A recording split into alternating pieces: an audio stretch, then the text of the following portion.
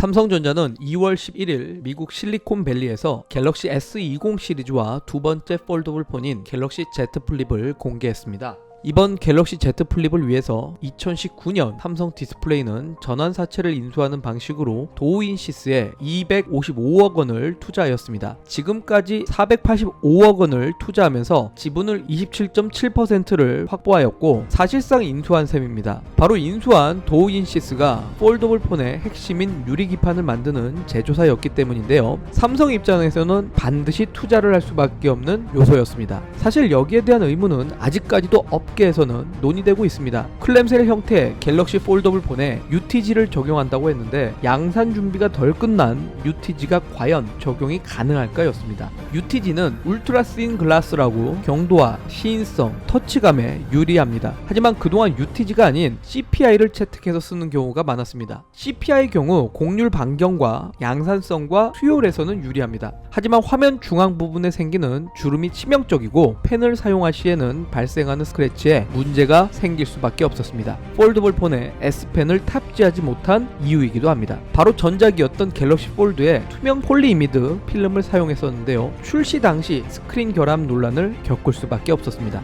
이와 같은 경우로 최근 모토로라 레이저 폴더블 스마트폰이 출시된 지 2주가 채 되지 않은 가운데 화면에 기포가 일어나며 보호막이 들뜬 제품이 등장했습니다. 영국 IT 매체 인풋 매거진은 지난 17일 모토로라 레이저 폴더블 폰을 구입한 지 일주일이 지나자 플라스틱 OLED 디스플레이가 벗겨져 나갔다고 사진을 공개했습니다. 이 기사를 작성한 레이몬드 웡 기자는 이 손상은 엄격한 내구성 테스트의 결과가 아니라 미국 뉴욕에서 45분 동안 지하철을 타고 가는 도중 청바지 주머니에서 발생한 것이라고 밝혔습니다. 그는 사진을 찍기 위해 전화기를 꺼냈을 때 스마트폰 화면에 기포가 생기며 보호막이 벗겨진 것을 알아차렸다고 설명했습니다. 화면 보호기가 제대로 적용되지 않는 것처럼 화면이 힌지와 분리돼 휘었다고 덧붙였습니다. 지난 6일 미국 IT 매체 시넷이 진행한 내구성 테스트에서 모토로라 레이저 폴더블 폰은 화면을 약 27,000번 접자 고장이 나기도 했는데요. 힌지 부분에 문제가 생겨 화면이 더 이상 접히지 않았습니다. 이와는 반대로 UTG는 주름이 생기지 않고 펜을 사용할 때 발생하는 스크래치에도 강합니다.